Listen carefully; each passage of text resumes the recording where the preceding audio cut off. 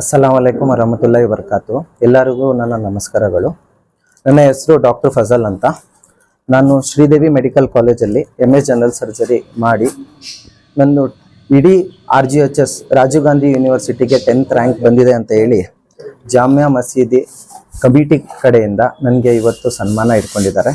ಹಾಗೂ ನನ್ನ wife doctor Saba Anjum gynaecologist, ಅವರು 7th ರ್ಯಾಂಕ್ RGUHS ಅಂದರೆ ರಾಜೀವ್ ಗಾಂಧಿ ಯೂನಿವರ್ಸಿಟಿನಲ್ಲಿ 7th ರ್ಯಾಂಕ್ ಬಂದಿರೋದಕ್ಕೆ ಈ ಪ್ರೋಗ್ರಾಮು ಸನ್ಮಾನ ನಮಗೆ ಮಾಡಿದ್ದಾರೆ.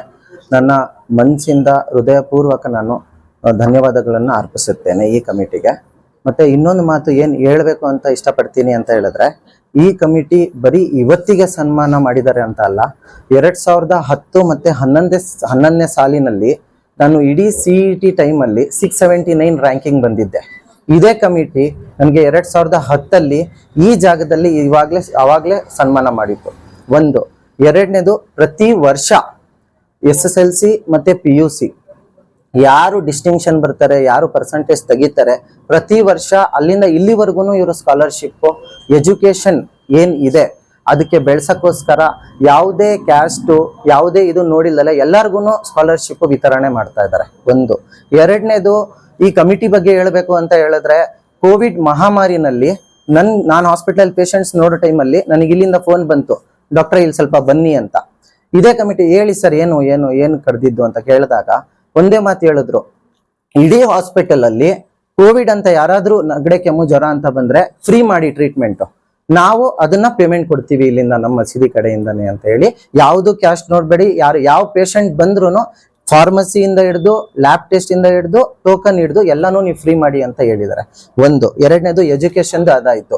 ಮೂರನೇದು, ಕೋವಿಡ್ ಟೈಮ್ ಅಲ್ಲಿ 100 ಆಕ್ಸಿಜನ್ ಸಿಲಿಂಡರ್ಸ್ ಈ ಕಮಿಟಿಯಿಂದ ವಿತರಣೆ ಆಗಿದೆ ಎಲ್ಲಾ ಪೇಷಂಟ್ಸ್ಗೆ. ಈ ತರ ಈ ಕಮಿಟಿಯಿಂದ ತುಂಬಾ ಒಳ್ಳೆ ಕೆಲಸ ಆಗ್ತಾ ಇದೆ. ನಾಲ್ಕನೇದು, ಮದರಸಾ ಅವ್ರಿಗೆ ಪ್ರತಿ ವರ್ಷ ಪ್ರೈಸ್ ಡಿಸ್ಟ್ರಿಬ್ಯೂಷನ್ ಆಗ್ಲಿ ಸ್ಕಾಲರ್ಶಿಪ್ ಆಗ್ಲಿ ಅದು ವಿತರಣೆ ಆಗ್ತಾ ಇದೆ.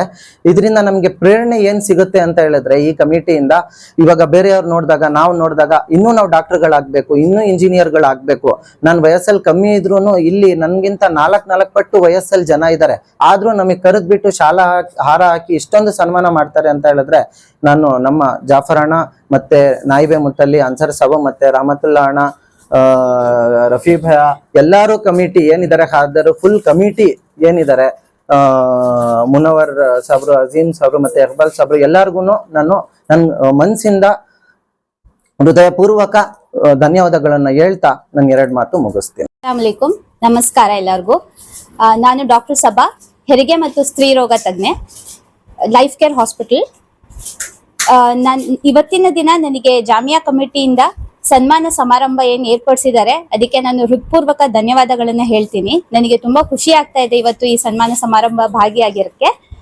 ನನ್ನ ಬಗ್ಗೆ ಹೇಳುವುದಾದ್ರೆ, ನಾನು MBBS ದಾವಣಗೆರೆ JJ ಮೆಡಿಕಲ್ ಕಾಲೇಜಲ್ಲಿ ನನ್ನ MBBS ಹಾಗೂ ನನ್ನ MS ಸ್ನಾತಕೋತ್ತರ ಪದವಿ MS OBG ಎರಡನ್ನೂ ದಾವಣಗೆರೆ JJ ಮೆಡಿಕಲ್ ಕಾಲೇಜಲ್ಲೇನೆ ನಾನು ಓದಿರೋದು. ಅಲ್ಲಿ ನಾನು ನನ್ನ MS OBG ಯಲ್ಲಿ RGHS ರಾಜೀವ್ ಗಾಂಧಿ ಯೂನಿವರ್ಸಿಟಿಯಲ್ಲಿ ನನಗೆ ಯೂನಿವರ್ಸಿಟಿ ಟಾಪರ್ ಆಗಿ 7th ರ್ಯಾಂಕ್ ಬಂದಿದೆ ಅಂತ ಹೇಳಿ ಗೋಲ್ಡ್ ಮೆಡಲ್ ಕೊಟ್ಟು ಸನ್ಮಾನ ಮಾಡಿರೋದು. ನಂತರ ನಾನು ಅಲ್ಲಿ ದಾವಣಗೆರೆಯಲ್ಲಿ ಚಿಗಟೇರಿ ಜಿಲ್ಲಾ ಆಸ್ಪತ್ರೆಯಲ್ಲಿ ಕಲ್ತಿರೋದು ಕೂಡ ಹಾಗೂ ಸೇವೆ ಕೂಡ ಸಲ್ಲಿಸಿದ್ದೀನಿ. ನಂತರ ನಾನು ಸೀನಿಯರ್ ರೆಸಿಡೆನ್ಸಿಯನ್ನ ಮೆಗನ್ ಹಾಸ್ಪಿಟಲ್ ಶಿವಮೊಗ್ಗದಲ್ಲಿ ಕೂಡ ನಾನು ಸೇವೆ ಸಲ್ಲಿಸಿರೋದು, ಹೆರಿಗೆ ವಿಭಾಗದಲ್ಲಿ ಸೇವೆ ಸಲ್ಲಿಸಿದ್ದೀನಿ. ನಂತರ ಶ್ರೀದೇವಿ ತುಮಕೂರು ಮೆಡಿಕಲ್ ಕಾಲೇಜಲ್ಲಿ ನಾನು ಅಸಿಸ್ಟೆಂಟ್ ಪ್ರೊಫೆಸರ್ ಆಗಿ ಹೆರಿಗೆ ಮತ್ತು ಸ್ತ್ರೀ ರೋಗ ವಿಭಾಗದಲ್ಲಿ ಅಲ್ಲಿ ಕೂಡ ನಾನು ಸೇವೆ ಸಲ್ಲಿಸಿದ್ದೀನಿ. ಇವತ್ತು ಈ ದಿನ ನಾನು ನಮ್ಮ ಮಾವವರಾದ ಅಲ್ಹಾಜ್ ಮೊಹಮ್ಮದ್ ಗೌಸ್ ಸಾಬ್ ಅವರು ಶುರು ಮಾಡುವಂತಹ ಒಂದು ಲೈಫ್ ಕೇರ್ ಆಸ್ಪತ್ರೆಯಲ್ಲಿ ನನಗೆ ಸೇವೆ ಸಲ್ಲಿಸಲು ಅವಕಾಶ ದೊರೆತಿರುವುದು ಇದು ನನ್ನ ಪುಣ್ಯ ಅಂತ ಅನ್ಕೋತೀನಿ.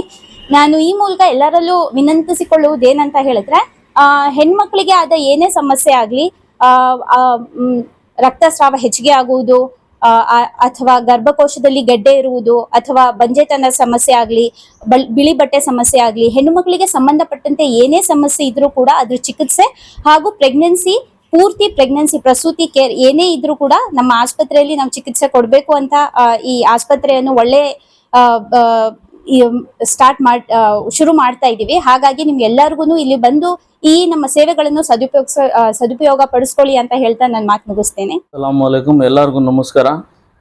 ಮೊದಲನೇದಾಗಿ ಇವತ್ತು ನಾನು ನಮ್ಮ brother doctor Fazal MS surgery, general surgery ಮತ್ತು ಅವರ ಧರ್ಮಪತ್ನಿಯಾದ ಸಬಾ ಅಂಜುಮ್ ಅವ್ರಿಗೆ ಅಭಿನಂದನೆ ಹೇಳ್ತೀನಿ. ಇವರು ನಮ್ಮ ಡಾಕ್ಟರ್ ಫಜಲ್ ಅವರು ಇವತ್ತು ಏನು ಈ ಸ್ಟೇಟ್ಗೆ ಗೋಲ್ಡ್ ಮೆಡಲ್ ತಗೊಂಡು ಇವತ್ತೊಂದು ಸಿರಾಗೆ ಒಂದು ನಮಗೆಲ್ಲ ಒಂದು ಹೆಮ್ಮೆ ದಿವಸ ಅಂತ ನಾನು ಅನ್ಕೊಂತೀನಿ. ಇವತ್ತು ಇಬ್ರು, ಅವರು ಮತ್ತು ಅವ್ರ ಹೆಂಡತಿಯವರು ಇಬ್ಬರು ಗೋಲ್ಡ್ ಮೆಡಲಿಸ್ಟ್ ಆಗಿ ಇವತ್ತು MS-ನಾಗೆ ನಮ್ಮ ಸಿರಾಗ್ ಒಂದು ಕೀರ್ತಿ ತಂದವ್ರೆ.